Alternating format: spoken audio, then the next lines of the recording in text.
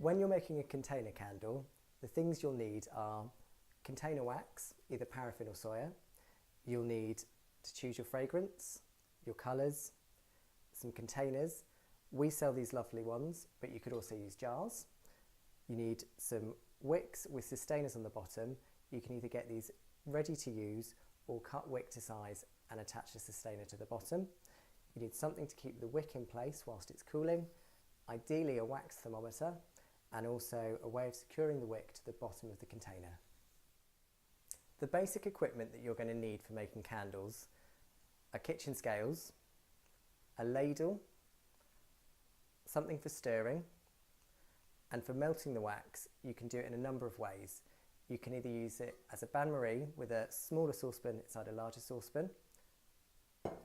You can buy a specific wax kettle and use that, or you can also buy a specific heating tool. Okay, so I'm going to show you how to make a container candle. First, you'll need to prep your containers, and that's really simple. Once you've chosen the containers you would like, you need to take a pre-waxed wick and secure it to the base of each container that you're using. I'm using double-sided tape for this, but you could use a glue gun.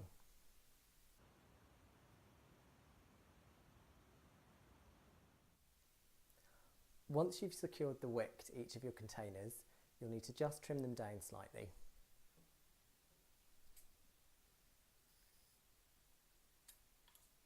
Using a lollipop stick with a hole in it, just place these over the wicks to keep them centred.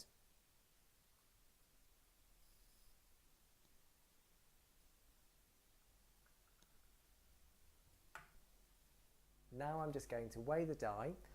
You'll need approximately 1 gram per kilo of wax.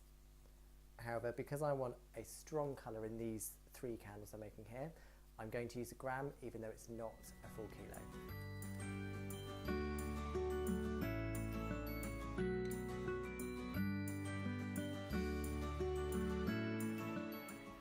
Once you put your wax in, you need to put your colour in.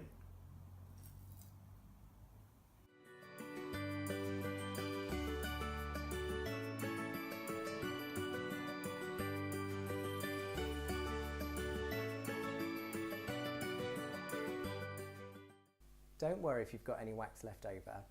As it cools, sometimes it dips in containers and you need to add a little bit more in towards the end of the cooling time.